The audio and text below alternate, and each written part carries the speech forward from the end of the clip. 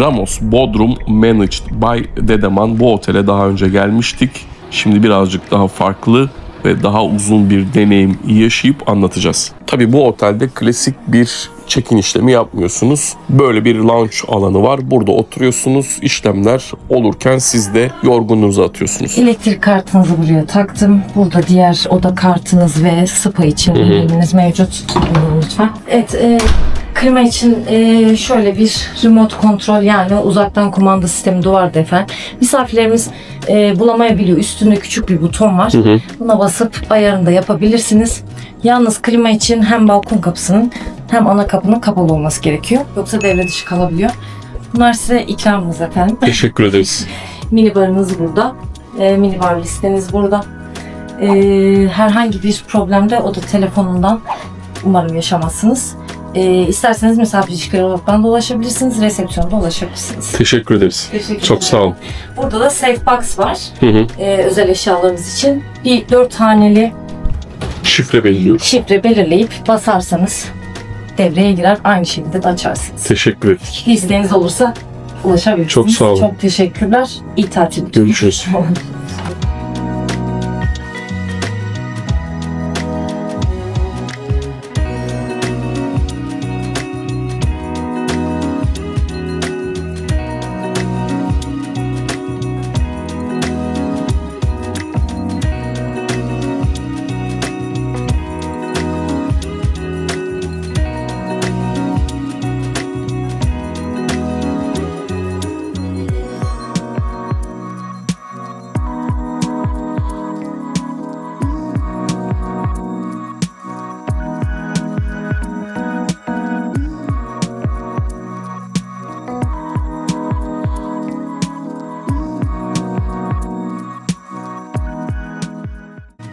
Herkese merhabalar. Seyahat Deneyimi kanalımıza hoş geldiniz. Welcome to our travel experience channel and welcome to Ramos Managed by Dedeman.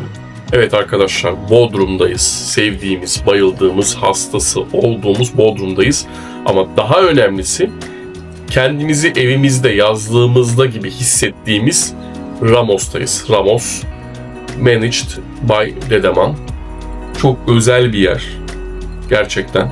Burada kaldık ama hem mevsim itibariyle hem de kalış süremizden dolayı çok anlatamadık. O yüzden geldik, geri geldik, yeni gelmedik, geri geldik. Şimdi anlatacağız. Tek tek, tüm detaylarıyla. Hazır mıyız? Hazır mıyız? Ne yapmayı unutmuyoruz? Subscribe to our channel and our social media, Instagram and TikTok. Kanala abone olmayı unutmuyoruz. Bizi diğer sosyal ağlardan da takip etmeyi unutmuyoruz. Biz başlıyoruz. И если вы говорите на русском, также подписывайтесь на Instagram и TikTok на русском языке. Kendi dilinde ve kendi hesabında, kanalında. Gidelim. Gidelim. Haydi bakalım.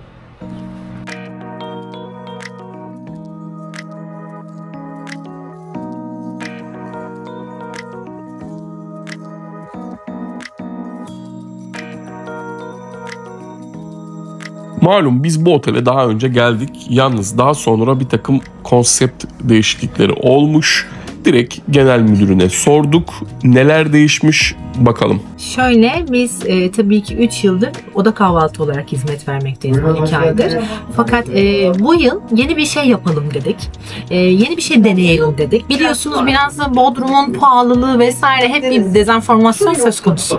Ama biz bunun yanında şunu da istiyoruz. İnsanlarda maalesef böyle bir ön yargı var. Bu bir ön yargı aslında.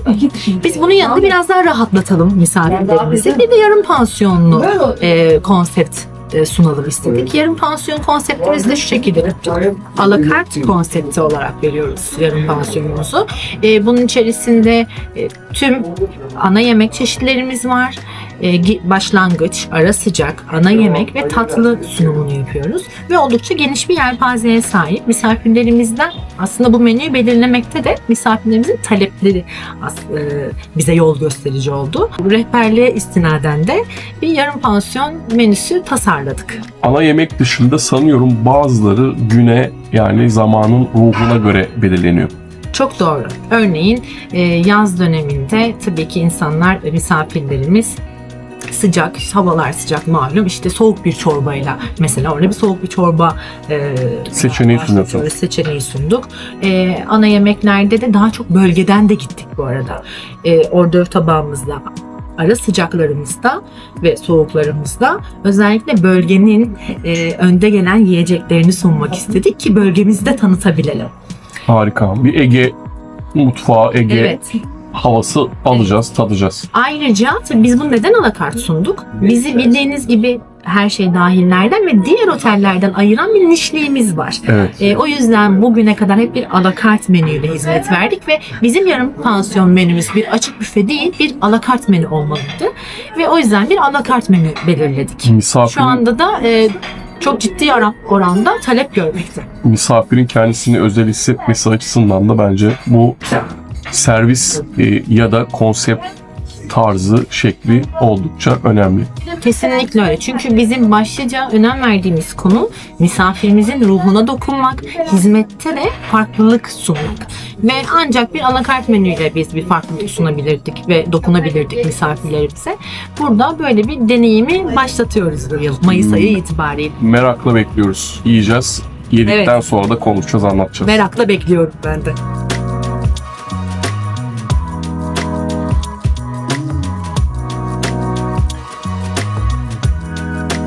Bu tür otellerin en güzel noktası, düşünsenize, hem tatil yapıyorsunuz, kafanızı dinliyorsunuz, hem de çok sevdiğiniz bir restoranda akşam yemeği yiyorsunuz. Biz böyle bir deneyim yaşadık. Çok geniş menü ve buna rağmen, seçmekte zorlanmamıza rağmen ne seçtiysek de çok beğendik, hoşumuza gitti.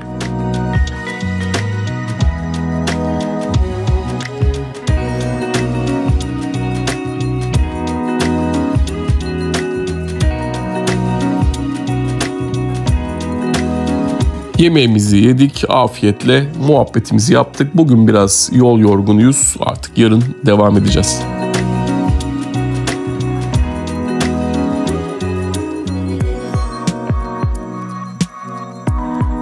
Günaydın, günaydın, günaydın. Günaydın, good morning. Ramos, managed by Dedeman. Bodrum'dayız, malumunuz. Dün akşam çok güzel bir half board, yani yarım pansiyon yemek deneyimi yaşadık. Bugün daha babası geliyor. Şimdi biz ne yapıyoruz? Tabii ki kahvaltıya gidiyoruz.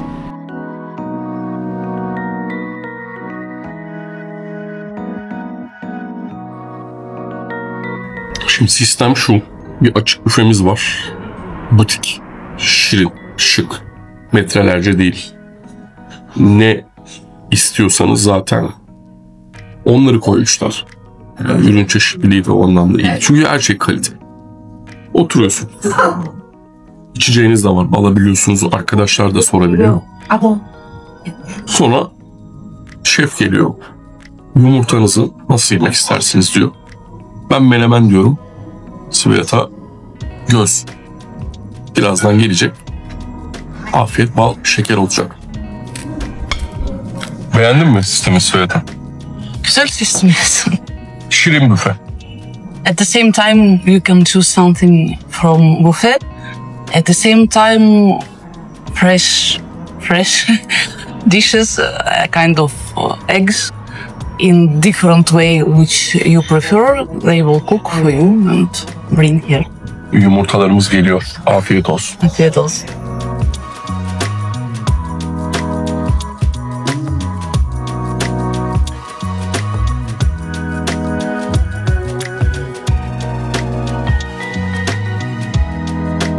Keyifli bir güne böyle güzel bir ortamda ve ambiyansta başlıyoruz. Otelin havuz alanları hem peyzaj olarak hem de mimari olarak beni gerçekten çok etkiledi. Eminim sizi de etkileyecektir.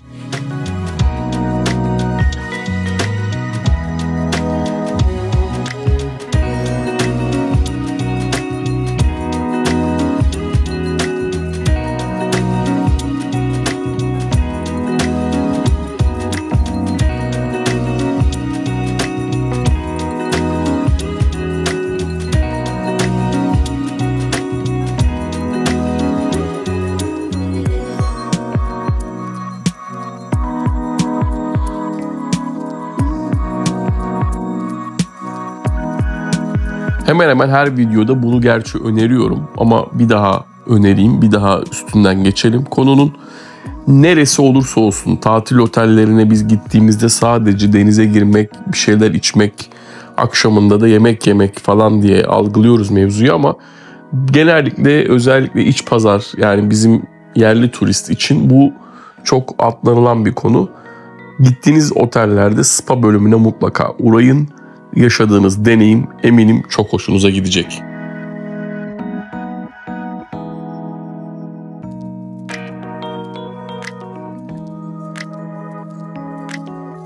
Şekil A'da gördüğünüz gibi Svetlana da konuyu çok seviyor. O yüzden bu otele de gelirseniz mutlaka bu deneyimi yaşayın.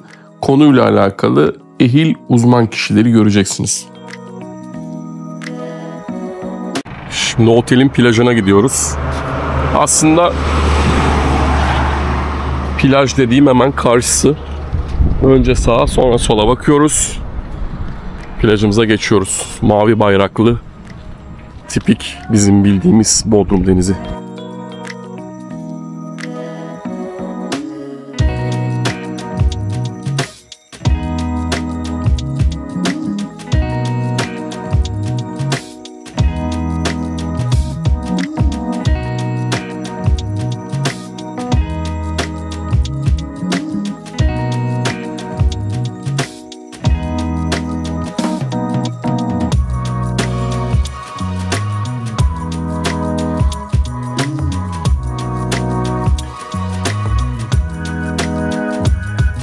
Plajda da QR kodları kullanarak şezlongunuza yiyecek ve içecek sipariş edebiliyorsunuz. Plaj genel anlamda keyifli, bohem bir tarza sahip. Sosyal medya için, daha doğrusu Instagram için fotoğraf ve videoluk alanlar var. Bu da artı bir not olsun.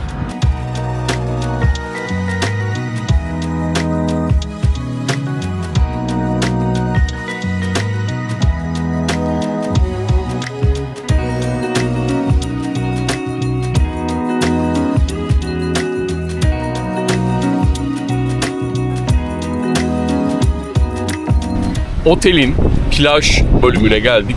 Burası tabii butik bir işletme. Zaten konseptinden de anlaşılacağı gibi özel hizmet veriyor misafirlerine. Bu özelliği buraya da taşımış. İşte akşam bir alakart deneyimi yaşayacağız. Balık alakart, deniz ürünleri. O hemen sol tarafımızda kalıyor. Plaj otelin misafirine zaten yetecek büyüklükte. Peki ne vaat ediyor? QR kodlar var, gördün mü? Yes, they have QR code. That's why you don't need to go to bar. You can order via QR code and Ayağa hizmet. Hizmet ayağa. QR koddan siparişi veriyorsun.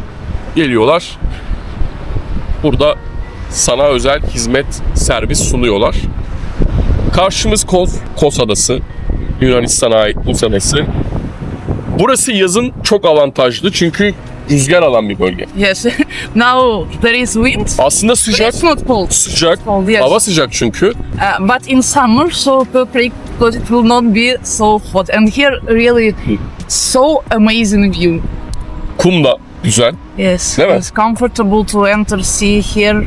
Sandy beach, perfect. Bohem bir konsept yaratılmış.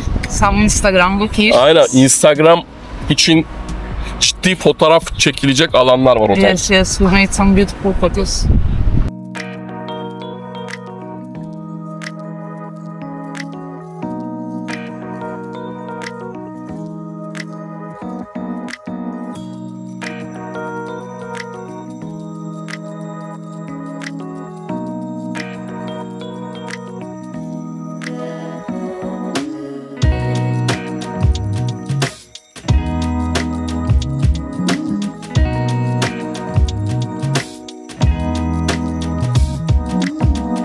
Yarım pansiyon diye sabah kahvaltı ve sadece akşam yemeği olarak düşünmeyin. Evet, ekstra ama restoran aktif ve o geniş menüsüyle hizmet vermeye devam ediyor. O zengin bir ton balık salata olmuş Sveta. Yiyebilecek misin hepsini? I will try. Hadi bakalım.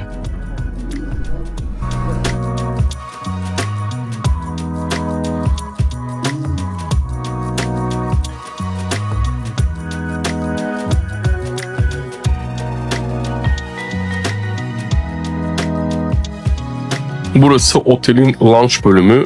İşte check-in yapacaksınız, yani otele giriş yapacaksınız. Hemen sizi bu alanda ağırlıyorlar. Oturuyorsunuz. Önce bir soluklanıyorsunuz. Eğer isterseniz çayınızı, kahvenizi içiyorsunuz. Size bir ikramda bulunuyorlar. Normal zamanda da tabii buraya gelip böyle kafa dinlemelik ve sakin, işte ne bileyim sessiz bir ortamda kitap okuyup vakit geçirebiliyorsunuz.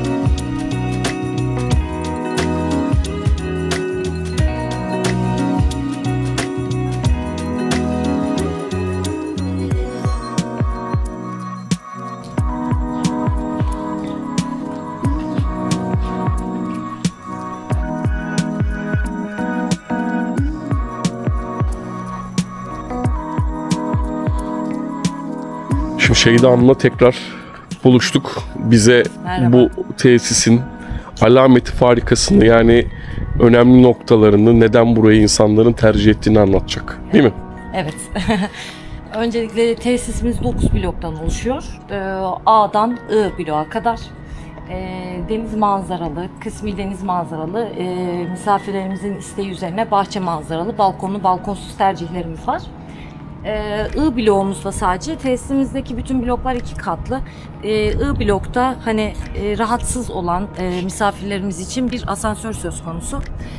Oradan yardımcı olmaya çalışıyoruz.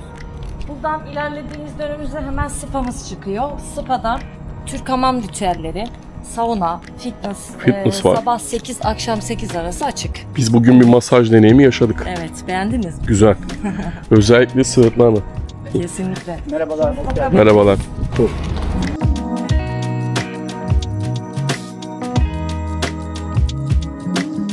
Evet, spalar böyle. Hemen sağ tarafımızda fitness salonumuz var. Misafirlerimiz belirliğinde burada sporlarını yapabiliyorlar. Koşu bandı vesaire. Merhabalar. İlerlediğimizde masaj odalarımız söz konusu. Müsait mi? Bir ışık açıp.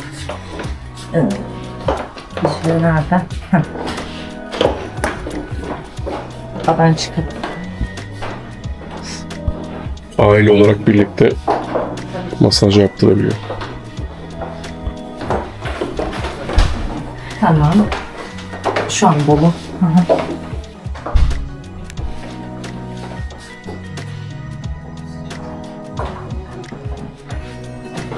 Burası dinleme salonu olarak ve isteyen misafirlerimiz için, hatta çamurlu masaj.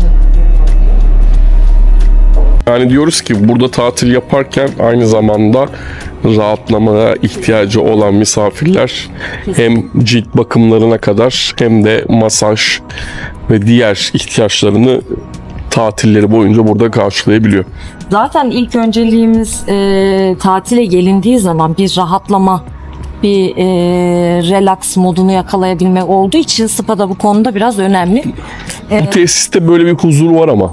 Evet. Öyle bir tatile geldim şeyi yaşatıyor. Evet. Peyzajımız güzel, dekorasyonumuz güzel. Ve her sene sezon başında tabii ki çok yeni bir oteliz. 19 Mayıs 2022'de açılan bir otel Ramos olarak. Sonra Dedeman ile bir isim anlaşması var son 10-11 ayda. Ama ona rağmen 3 yıllık bir otel olmasına rağmen her sezon başında Bir yenilik oluyor. Evet. Dizileri kabul eden çok sınırlı sayıda otel Evet. söz konusu. Biz onlardan bir tanesi. Küçük ırk hayvanları kabul ediyoruz. Şöyle deneyebiliriz. Tabii orada bir kilo durumumuz var. Yani derseniz hani çok büyük işte golden, bilemiyorum işte cins olarak Doberman falan geliyor mu? Hayır, 12 kiloya kadar kabul edebiliyoruz.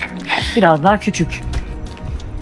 Yani bizim sakinliğimiz, ya tercih eden ailelerimiz de var tabii ki. Çok mevki olarak da sakin bir yerde olduğumuz için. Ama bir aquamız yok. Yani Bir animasyon yok. animasyonumuz yok. Daha böyle rahatlanabilecek, daha güzel sakinlik, huzur içinde geçirilebilecek, tatil yapılabilecek bir otel burası. Ailelerimiz de tercih ediyor. En çok Booking Expedia gibi yurt dışından rezervasyonlar alıyoruz. Onun haricinde tabii ki yurt içindeki diğer tatil acentalarıyla da Çalışıyorsunuz. birliği halindeyiz. Evet. Hemen duşlarımız ve lavabolarımız havuzumuzun yanı başında. Burada da havlu hizmetini sanıyorum Tabii ki, arkadaşlar tabii yapıyor. ki. Şöyle. Maria restoranı sanırım. Denize buradan gidiyoruz.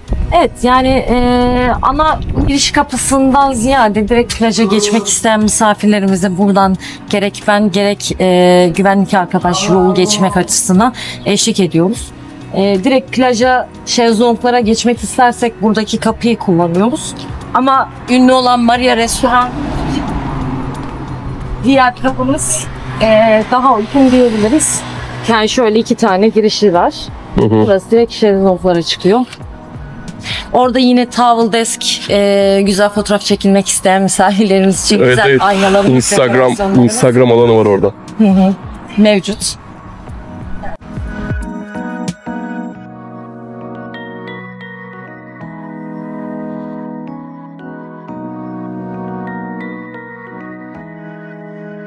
Otelde kendinize gerçekten özel alan yaratacak o kadar çok yer var ki sakinlik istiyorsanız burada her yerde yaratabilirsiniz.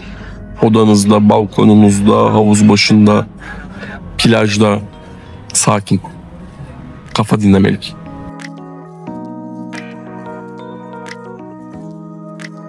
Otelin en önemli alanlarından bir tanesi Maria Restoran. Burası otelden önce de var olan ve ünlü olan bir restoran bu arada. Müthiş bir gün batımı eşliğinde yemeğinize başlıyorsunuz. Lezzet keyfine zaten diyecek laf yok. Biz geçen geldiğimizde açık olmadığı için bu deneyimi yaşayamamıştık. Şimdi yaşıyoruz.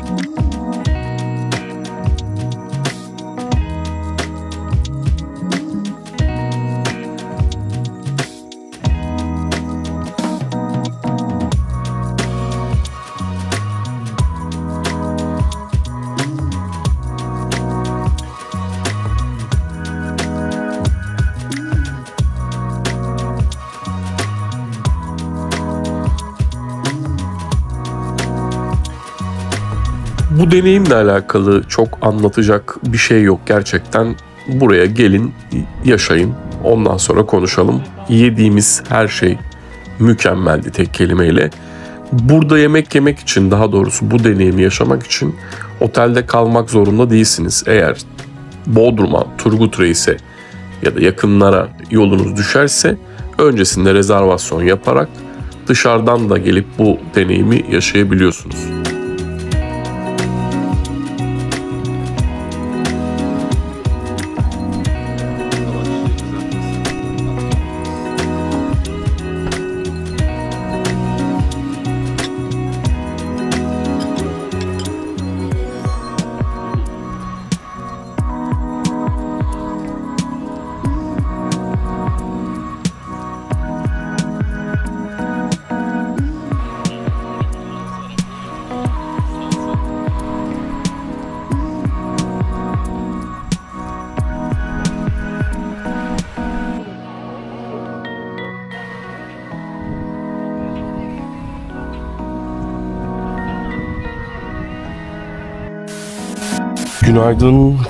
Günaydın Sveta. Günaydın.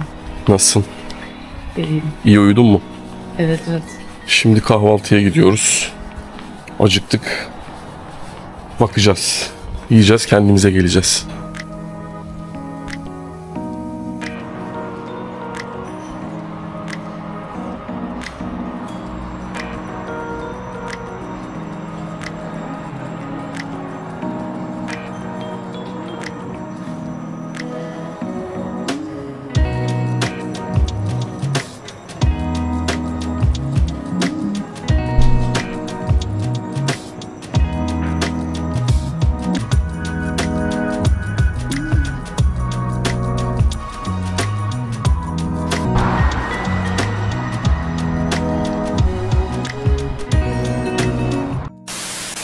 Evet, Ramos Managed by Dedeman Bodrum deneyimi gösteriyoruz, anlatıyoruz, yaşıyoruz. Özetle aslında burası nasıl bir otel? Buraya kim gelmeli ve buraya geldiğinizde beklentiniz ne olmalı? Onu bir özetleyeceğiz, toparlayacağız. İlk başta tabii ki mevzu ve konu Bodrum.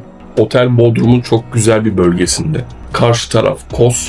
Burası yazın çok sıcak, evde duramıyoruz, bayılıyoruz, İstanbul'un neminden bıktık usandık diyenler için de bir cennet teknik olarak. Sen nasıl buldun diyeceğim çünkü Sveta seviyor zaten, Bodrum'u seviyor. Especially I think for those who live in Antalya for July and August. Evet, özellikle Antalya'da This yaşıyorsan. place perfect. Yes, I like Bodrum. It was so beautiful place, and each district, how to tell, district. Evet, bölge. Turgut Reis, Turgut Reis, Yalıkavak, Gümüşlük, Gümüşlük, Akyarlar. yes, they are different, but for example here and also Gümüşlük, I Aynen. think maybe the best sunsets. Evet, gün batımı.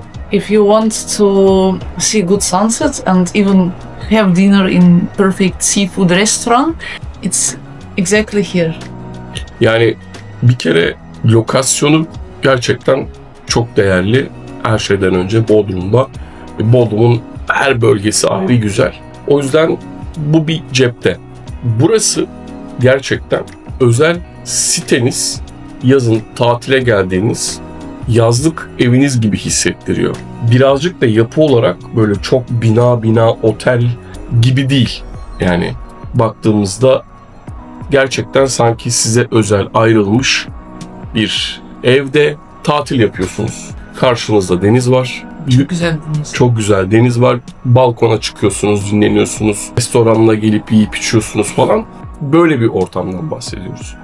Geçen sene yoktu, bu sene half board dediğimiz yarım pansiyon da bir kategori olarak bu otelin hizmet alanına eklenmiş. Bu ne anlama geliyor? Sabah kahvaltısı ve akşam yemeğini fix olarak, yani verdiğiniz paraya dahil olarak burada yiyip içebiliyorsunuz. Eğer yok ben oda kahvaltı istiyorum derseniz o zaman zaten standartında oda kahvaltı olduğu için o şekilde geliyorsunuz. Bu niye önemli? Yanlış kıyas yapıldığı için bunu özellikle söylemek istiyorum. Bodrum'u her şey dahil tarafında, Bodrum'da bunu neden söylüyorum? Çünkü Bodrum'da her şey dahil ya da ultra her şey dahil dediğimiz tatili yapmak aslında çok mantıklı değil. Nedeni şu, ya tabii ki yaparsınız, Bodrum'a çok sık geliyorsunuzdur. Öyle bir kafa, öyle bir beklentiyle giderseniz olur, sıkıntı yok. Ama Bodrum'a çok sık gelmiyorsanız, Bodrum'da tatili birazcık daha bu tip yapmakta şöyle fayda var. Bodrum'da gezecek çok yer var. Yani ben her şey dahili seviyoruz. Her şey dahilde hiçbir problem yok. Her şey dahil, ultra her şey dahil. Bunlar da mantıklı. Biz bunlara karşı değiliz tabii ki. Gittiğimiz, anlattığımız otellerin hemen hemen tamamı bu şekilde. Ama bu da bir konaklama türü ve burası için bence uygun bir konaklama türü. Neden? Tekne turuna gidebilirsin. İşte ne bileyim bir akşam çıkayım Yalıkavak'ta yemek yiyeyim diyebilirsin. Bir gün Gümüşlük'te oturayım, gün batımını orada yapayım, bir şeyler içeyim, yiyeyim diyebilirsiniz. Bodrum birazcık böyle bir yer. Değil mi? At the same time, some people, they don't like crowded places because all-inclusive hotels, mostly they are crowded Kalabalık. with a lot of children, with animation. But here, this place, exactly for relaxed, calm holiday. Aynen. Because here you can just listen to some music on the territory, a kind of lounge music. Evet. Then you can swim in the swimming pool, you can relax on chaiselong, you can go to beach, you can eat, you can drink.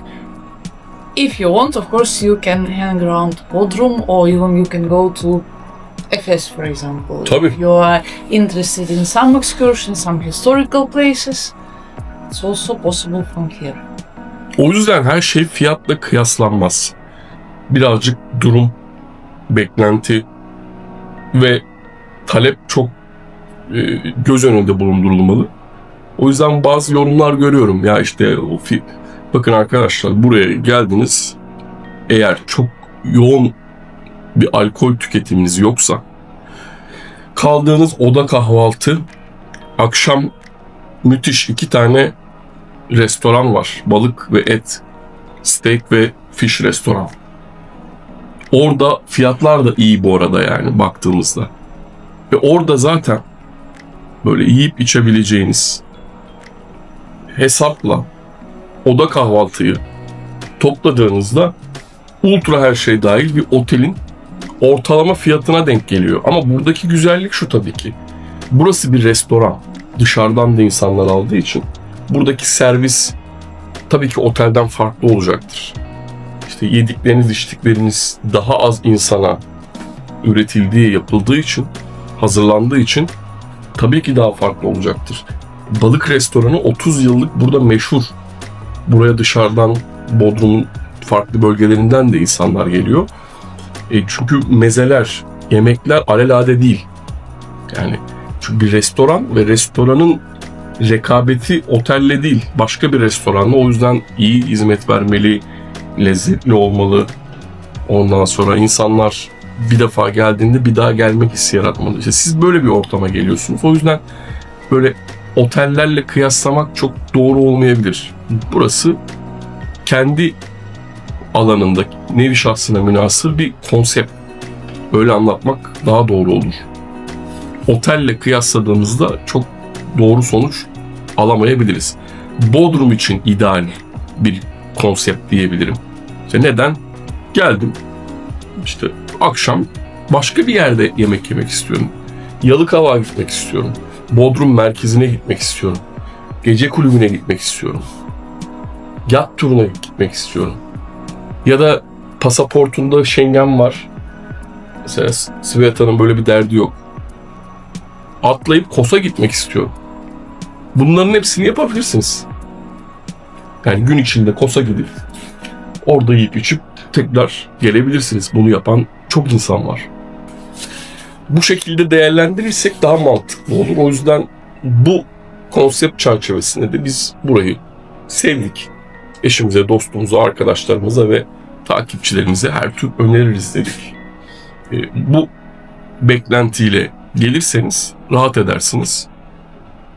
Tabii burada bir animasyon yok. Eğlence o anlamda yok. Planlanmamış çünkü. Burada kafa dinlemelik bir tatil yapıyorsun. Eğer sen de böyle bir tatil yapmak istiyorsan buyurunuz, geliniz. Hatta selamımızı söyleyiniz. Evet, bu bölümü de burada tamamlıyoruz. O yüzden ne yapmayı unutmuyoruz? So subscribe to our channel and our social media, Instagram and TikTok. Bizi takip etmeyi unutmuyorsunuz. Lütfen. Şimdilik hoşça kalın. Пока-пока. Görüşürüz. Paka paka.